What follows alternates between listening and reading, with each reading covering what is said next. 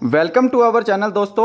और देखिए आज का वीडियो आप सभी के लिए मोस्ट इंपॉर्टेंट है। अगर आप आर्मी जीडी की तैयारी कर रहे हैं, यहाँ पर हम मैथ के प्रॉफिट एंड लॉस के वो 5 सवाल करेंगे जो कि आपके लास्ट के 2 ईयर के पेपर में बार बार पूछे गए हैं। बस उनकी रकम ही चेंज होती है, स्टेटमेंट बिल्कुल सेम रहती है।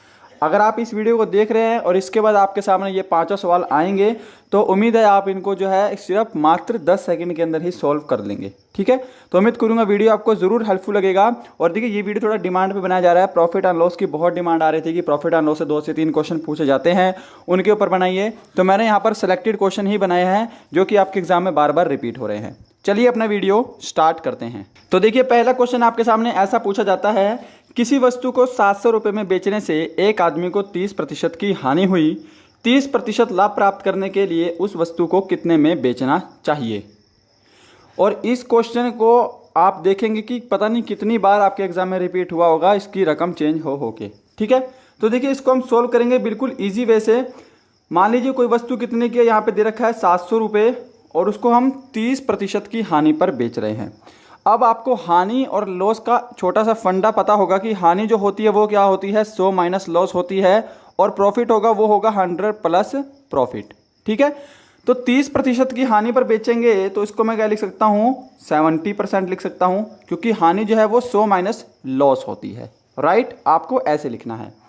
उस वस्तु को कितने में बेचें, यहाँ पे मैंने x लिख दिया वस्तु की जगह, कि उसको 30% का लाभ हो।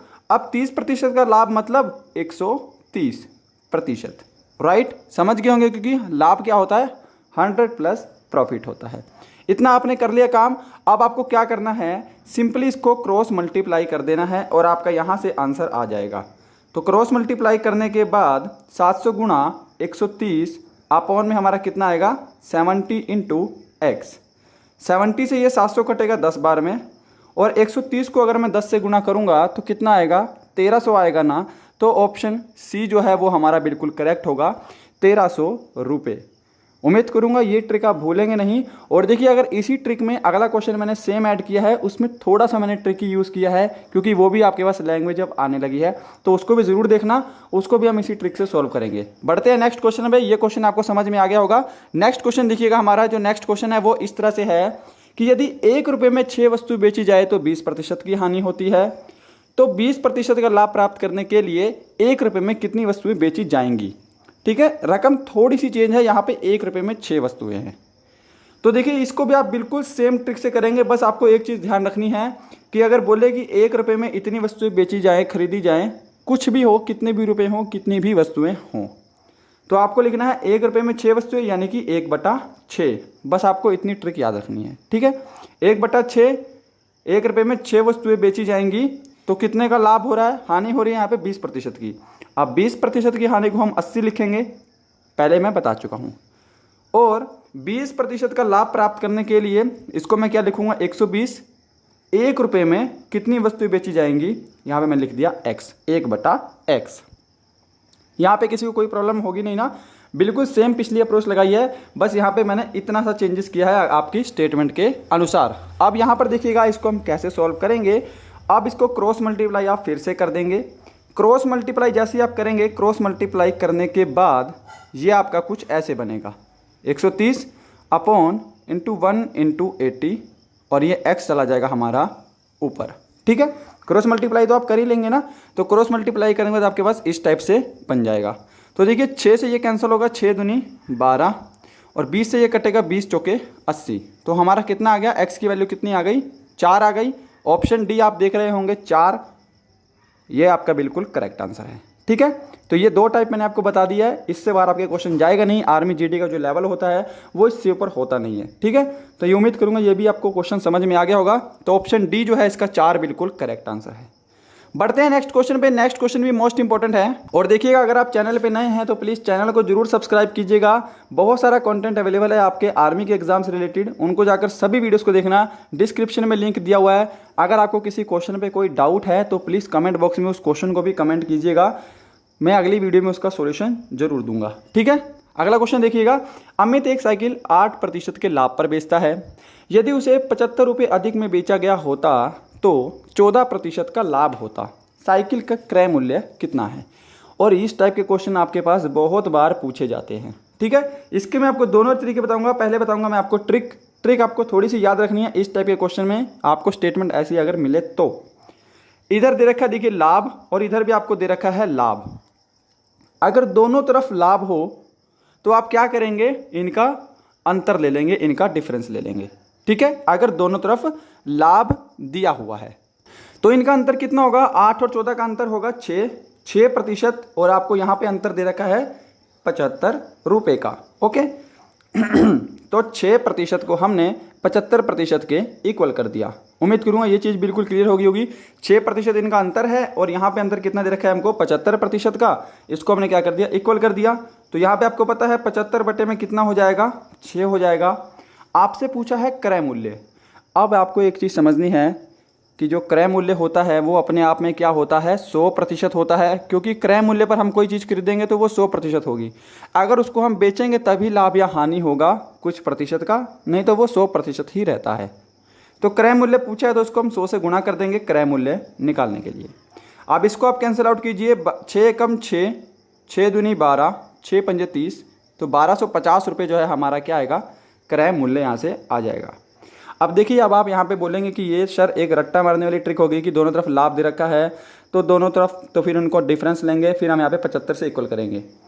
तो देखिए पहले मैं आप इसको अब बेसिक बताऊंगा इसका, उम्मीद करूंगा आपको समझ आया होगा। बेसिक में देखिए यहाँ पे क्या है कि मान लीजिए आपके पास कोई वस्तु का मूल्य है 100 रुपये उसको 8% लाभ पर बेचेगा तो कितने की बेचेगा, 108 की बेचेगा ना। और उसी वस्तु का मूल्य जिसका मूल्य 100 रुपये है उस पर 14% का लाभ होगा तो उसको कितने की बेचेगा, 114 की बेचेगा। फिर से आप इनका डिफरेंस लेंगे, यहाँ पे इनका डिफरेंस कितना है, 6 है, और यहाँ पे अंतर कितना है, यहाँ पे 75 का है।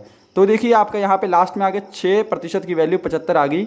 वही हमारा इक्वेशन बाद में भी बन गई और वही हमने डायरेक्ट अप्रोच लगाई थी। अब इसी टाइप का क्वेश्चन आपके पास सेकंड कैसे बनेगा उसको भी ध्यान से देखिएगा।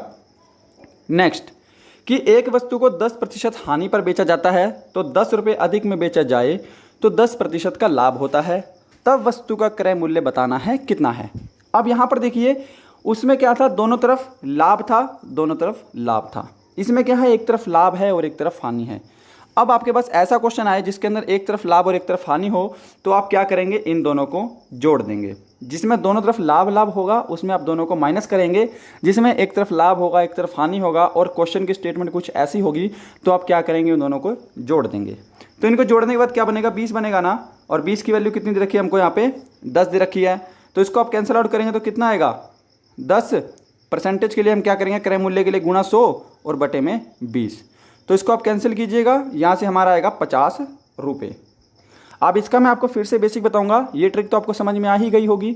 बेसिक भी देख लीजिए इसका एक बार आप। तो बेसिक के लिए क्या है कि मान लीजिए कोई वस्तु आपके पास 100 रुपये की है, उस पर हो रही है 10% की हानि, तो उसको बेचेगा कितने की, वो 90 रुपये की बेचेगा। और वही वस्तु जो 100 रुपये की है उस पर अगर 10% का लाभ होगा तो उसको कितने की बेचेगा, वो 110 रुपये की बेचेगा ना। तो यहाँ पे फिर से अंतर कितने का हुआ, इनका अंतर हुआ यहाँ पे हमारा 20 का, और यहाँ पे अंतर हमको दे रखा है रुपीज़ में कितने का, 10 का। तो 20% की वैल्यू फिर से 10 आ गई। तो ये हमारा बेसिक हो गया। इसको अब आगे सोल्व करेंगे क्रय मूल्य निकालने के लिए, तो हमारा ऐसे क्रय मूल्य यहाँ पे सोल्व हो जाएगा। ओके, बढ़ते हैं नेक्स्ट क्वेश्चन पे। नेक्स्ट क्वेश्चन देखिएगा, और ये सबसे लास्ट में ऐड किया है, और ये वो क्वेश्चन है जो कि आपको हर दूसरे या तीसरे पेपर में जरूर देखने को मिलेगा ही मिलेगा। 25 वस्तुओं का क्रय मूल्य 20 वस्तुओं के विक्रय मूल्य के बराबर है तो लाभ प्रतिशत ज्ञात करें। तो देखिए ये क्वेश्चन आपके पास आएगा, आपको मैं सीधी डायरेक्ट ट्रिक बताऊंगा। आपके पास इस टाइप का क्वेश्चन हमेशा देखने को मिलता है। आपको क्या करना है, पहले इनके बीच का डिफरेंस लेना है जो कि कितना होगा, 5। बट आपको हमेशा, यह ध्यान से सुनना, आपको हमेशा यहाँ पे वही मूल्य नीचे रखना है जो कि क्या होगा, विक्रय मूल्य होगा। तो यहाँ पे आपको विक्रय मूल्य के बराबर वाला ही नीचे रखना है, 25 नीचे मत रखना, क्योंकि 25 जो है वो क्रय मूल्य का पार्ट है। विक्रय मूल्य वाला पार्ट हमेशा आपको नीचे रखना है। और आपको क्या करना है, गुणा 100 करना है प्रतिशत निकालने के लिए। तो 5 चौके 20 और 4 से काटेंगे तो 25% यहाँ पे हमारा आंसर होगा। ठीक है, क्या करना है, इनके बीच का डिफरेंस लेना है। आपके पास हमेशा ऐसा क्वेश्चन जरूर देखने को मिलेगा। इनके बीच का डिफरेंस लीजिए और विक्रय मूल्य वाला पार्ट हमेशा नीचे रखेंगे और गुणा 100 और हमारा आंसर। ठीक है, तो गाइज यही था आज का वीडियो। उम्मीद करूंगा वीडियो जरूर हेल्पफुल लगा होगा। मिलते हैं नेक्स्ट वीडियो में किसी अच्छे टॉपिक के साथ। तब तक के लिए bye bye and thank you.